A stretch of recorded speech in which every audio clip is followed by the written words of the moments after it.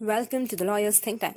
आज हम Indian judiciary system की पूरी हिस्ट्री देखने वाले हैं, जो कि मैंने 3 पार्ट्स में डिवाइड की है। Pre British era that is 1600 to 1758, और जो लास्ट वन है 1758 टू 1950 तक, वो है British India until the independence act. सबसे पहले तो 1600 में ब्रिटिशर्स ने इंडिया में जुडिशल सिस्टम को इंट्रोड्यूस किया था, जो कि 1947 तक कंटिन्यू होती रही। और ये जो जुडिशरी सिस्टम है, ये मॉडर्न जुडिशियल सिस्टम के एस्टैब्लिशमेंट से पहले या फिर एडवेंट ऑफ कॉलोनियलिज्म से भी पहले बहुत वेल डेवलप्ड थी। और दूसरी तरफ present system is based on imperial charters and colonial legislation that we are going to see further. Now pre British era मतलब ब्रिटिशर्स आने से भी पहले जो लीगल सिस्टम थी वो बहुत ओवरलैपिंग थी। मतलब उसमें हिंदू मुस्लिम इन सारे लोगों के लॉज इंक्लूडेड थे। जैसे कि हिंदू का लॉ बेस्ड था धर्मशास्त्रास पे, मुस्लिम वाज बेस्ड ऑन शरीयत लॉ। सो ऐसे कोडिफाइड लॉ सिस्टम नहीं थी। बट जब कॉलोनियलिज्म चालू हुआ तब कॉलोनियल स्टेट्स ने ये सारी सिस्टम अप्रूव की, निकाल दी और इंग्लिश लॉ इम्पोज किया। और प्रेजेंटली बहुत सारे कोड्स ऐसे हैं जो ब्रिटिशर्स ने ही एस्टैब्लिश किए हैं। सो ऐसे कहते हैं कि present legal system that is Indian constitution is not written on clean slate, because उसमें बहुत सारे कॉलोनियल लॉज और Hindu and Muslim legal system के एस्पेक्ट्स इंक्लूडेड है। Now see what this person has said. K. Hanumanthaiya.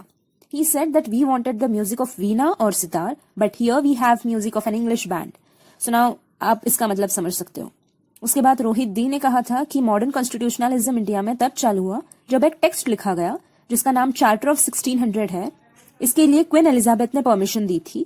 इस charter में legislative and judicial both powers governor को दी गई थी, जो गवर्नर ईस्ट इंडिया कंपनी से अपॉइंट हुआ था।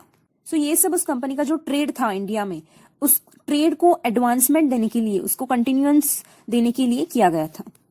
Now we will look at the history in systematic way. 3 parts में डिवाइड हुआ है। First part is pre British era.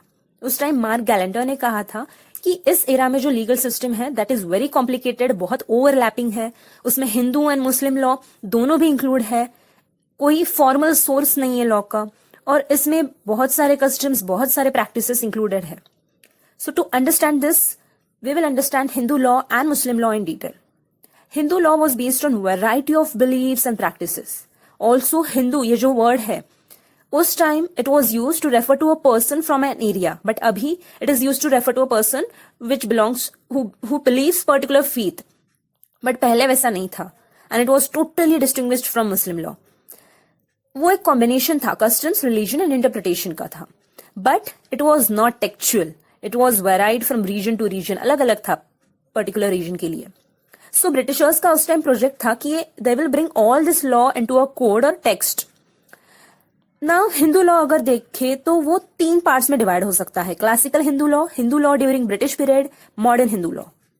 जब भी ये वर्ड हिंदू लॉ ऐसे सामने आता है, सुनने में आता है, first word remember that is Dharma.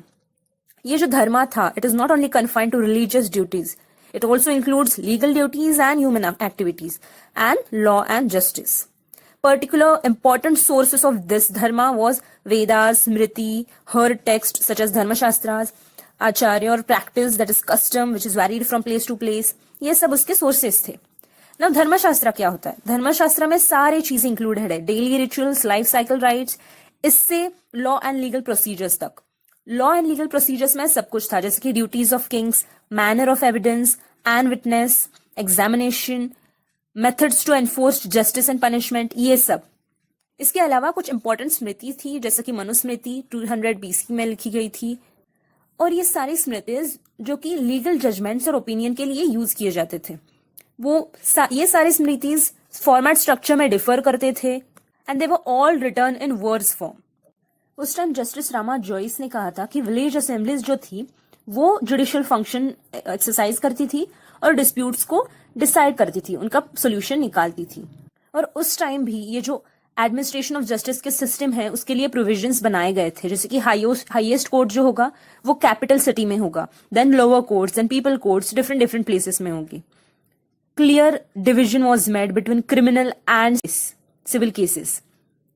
Criminal king decide करता था और सिविल बाकी सारी कोर्ट्स। डिफरेंट कोर्ट्स वर कूला, श्रेणी, गाना, अभिकृता, ड्रिपा, ये सब अलग अलग कोड्स थे। जैसे कि कूला फैमिली काउंसिल्स, श्रेणी कॉरपोरेशन के लिए, गाना असेंबली थी, अधिकृता किंग ने अपॉइंट किया था ये कोड, और ड्रिपा खुद किंग होता था। तो अभी जैसे सिस्टम है और उस टाइम जैसे प्रोविजंस बनाए गए थे और जैसे थे, बहुत डिफरेंस नहीं है। else we can say that we were on right track at that time also. Now we will see about Muslim law. ये लॉ बेस्ड था writings of Muslim jurist and practices of Islamic countries. Mostly civil cases में Hindu law use किया जाता था और criminal में मुस्लिम law use किया जाता था। और अगर हिंदू और मुस्लिम वर्सेस कोई प्रॉब्लम है, कोई इश्यू है, तो मुस्लिम लॉ प्रिवेल करता था। Mostly this law was based on sharia qualified by custom and royal decree. So Galanter ने कहा था कि उस टाइम मुगल्स एंड मुस्लिम्स के जनरल क्रिमिनल जुरिस्डिक्शन कोर्ट्स थे, जिसको निजामत कहा जाता था। कलेक्शन ऑफ रेवेन्यू भी उनकी तरफ से डिसाइड होता था। Civil matters were left to administration of religious groups and only if Muslim population was involved in that matter it was reaching to the courts. So ये हो गया Hindu law and Muslim law, अपने अपने courts थे। But Galanter observed corruption, unprofessionalism in courts. Hindu law के courts या फिर मुस्लिम law, दोनों कोर्ट्स में उसने थोड़ा करप्शन या फिर अनप्रोफेशनलिज्म ऑब्जर्व किया। तो उसके बाद अब आता है second era, that is British era under east India company. तो इस एरा में क्या क्या हुआ ये हम देखेंगे अगले वीडियो में। Thank you.